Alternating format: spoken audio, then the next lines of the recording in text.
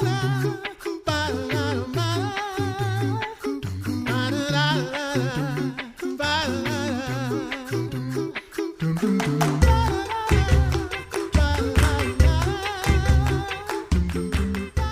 listening to The Coffee Hour. I'm Andy Bates. I'm Sarah Golseth. Thanks to Concordia University, Wisconsin for supporting The Coffee Hour. Find out more about Concordia University, Wisconsin at cuw.edu. Live uncommon. One of the privileges that we have here on The Coffee Hour is getting to talk to so many friends around the country, sometimes around the world as well, including our missionaries and those who partner with KFUO to help tell the good news of Jesus, that good news of Christ for you anytime, anywhere. So it is just a joy and a privilege to get to have time with our Church of the Week this week, Grace Lutheran Church in Wellsville, Missouri. Joining us today, Pastor Luke Walters. Pastor Walters, thanks so much for being our guest on The Coffee Hour today and being our Church of the Week. Thank you for having me.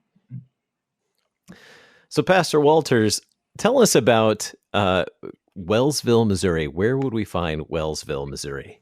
So we are about 85 miles west of downtown St. Louis, just north of I-70. We're right on Highway 19. So not too far, about an hour and a half drive, about an hour from St. Charles area. So no, go ahead. I was just going to say, tell us about Grace Lutheran and where the congregation fits in the community. So we've been here since 1947. We're right in town. Wellsville is about a community of about 1,200 people.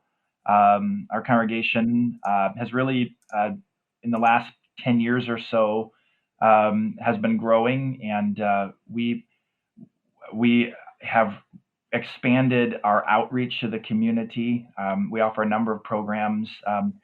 Wellsville is, like I said, it's a small community. It's a rural community. There's a lot of people dealing with a lot of the same problems as you would in inner city St. Louis, a lot of poverty. And so the opportunities to reach out to people with the gospel and with tangible means and really human care ministry has just been awesome. And so we're seeking to do that, and it's been exciting. So how are the saints at Grace Lutheran Church eager to serve in the congregation, in the community? So we have been blessed with a number of leaders who have had a lot of creative ideas over the last few years. We've partnered with the schools. We've partnered with our health department in the county to try to see where we can meet people's needs.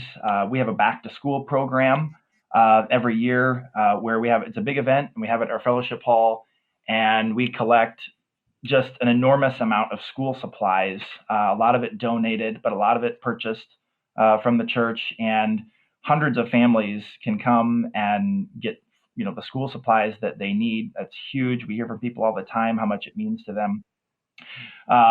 We've got a number of or events where we just invite people to our community or our community to our fellowship hall. We have events where we'll just host we'll have like free checkups. We'll have like a doctor come. We'll have like free haircuts. We'll just provide a bunch of services. We'll have the police come. Just kind of a fun day of getting families in our community together, providing some services for them, and fun time for the kids as well. So that's just a couple of examples of things that we've tried to do, and we just have a lot of fun doing it. Speaking of fun, You have an annual dinner coming up soon. Is that right? Yes, we do. We have our annual turkey dinner and country store. And the last few years, I've been told that it should be advertised as turkey and ham too, because it's not just turkey anymore. Yeah. And that is coming up here. Well, I have to look at my calendar. That is Saturday, November 8th. And that is from 4:30 to 8 o'clock in the afternoon. So what happens at this turkey and ham dinner and country store? I'm very intrigued by the country store part of this. Yeah, so the country store part, yeah, that's really neat. We have a lot of members who put together crafts and homemade baked goods and little things like that, and it always goes over really well. It's just a lot of neat little things that you can look at and purchase. Um, Also, so for the dinner, obviously turkey, ham, all the fixings. It's Thanksgiving dinner. It's awesome. And we've got this year, because of the COVID, we've got a dine-in option with social distancing and things like that, all the precautions, but also a drive-through option. So you come and drive through and enjoy it that way. So but it's a great time for fellowship, great time for the community to get together. And always we see it as an opportunity to meet people within our community and connect with them and build relationships that might lead to the gospel being shared. So. Absolutely.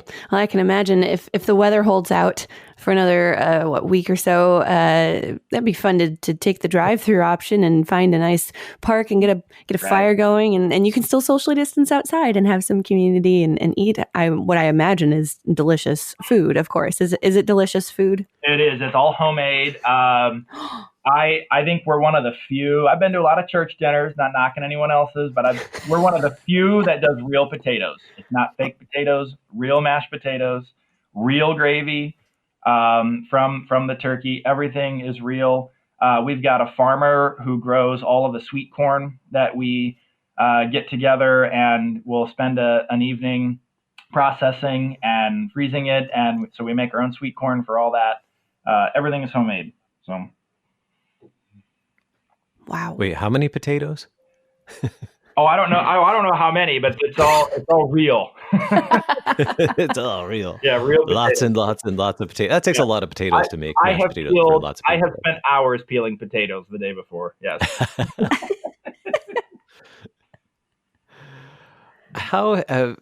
So obviously the congregation is still very active, and despite all the things that have been going on around us with the pandemic this year, how have you been able to continue ministry during this pandemic? In some ways, not a lot has changed. I mean, we took some of the precautions as much as we could, but our leadership just felt really strongly very early on that we were going to try to carry on as much as normal as we could, and we've tried to do that. So some things have changed. Obviously, any pastor will tell you it's been frustrating, not being able to get into nursing homes and hospitals, although that has started to open up. But a lot of phone calls, a lot of keeping in touch with people that way, mailing things out has been great. So it's been different in that regard. But like I said, we've started to get back to normal, and with the church attendance and with the activities that we normally proceed with, and so it's been good, and I think we've been able to see actually some of the blessings I think that have maybe come out of all of this. So I think it's easy to get discouraged in the midst of this and just get down about things and will things ever get back to normal? We've tried to stay, I think, looking at it positively and looking at some of the blessings for the church that have come out of it. So. What are some of those blessings that have come out of the pandemic? I think people calling other members and checking up on them more frequently. I hear that all the time. The few members that we have that haven't been able to still don't feel safe and comfortable coming back to church. We've got all sorts of members calling them, visiting them in their homes, of course, taking precautions, but things like that. And I think the closeness of that. I also have right now. Every year I offer an adult instruction class, adult catechism class, whatever you want to call it.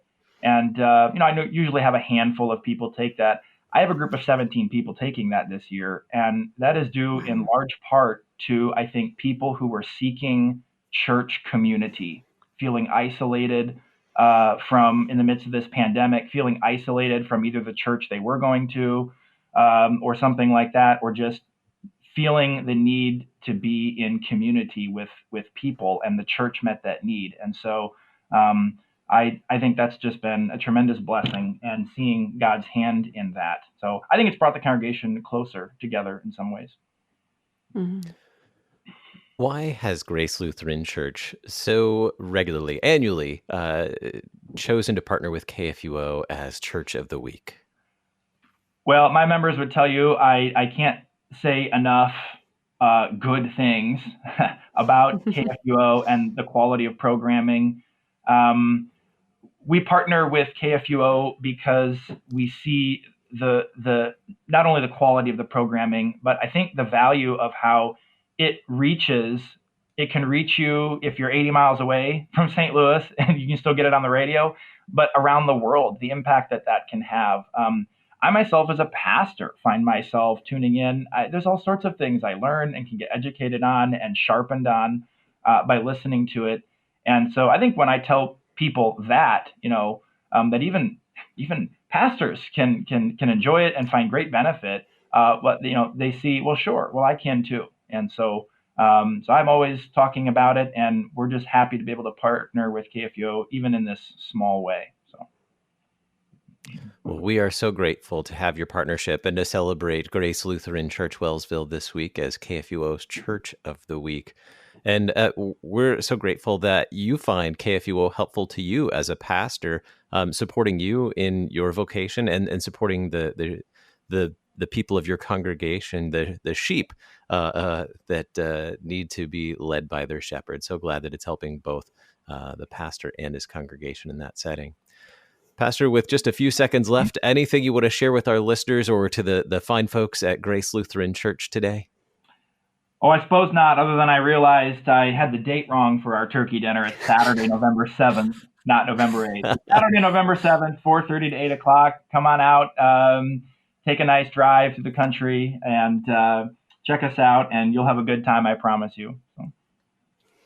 So the annual turkey dinner at Grace Lutheran Church Wellsville is Saturday, November 7th. Thanks so much, Pastor Walters, and thanks, Grace Lutheran Church Wellsville, Missouri, for being the KFUO Church of the Week. Thanks for joining us on the Coffee Hour today, Pastor. Thank you, and God's blessings to all of you at KFUO. I'm Andy Bates. I'm Sarah Golseth.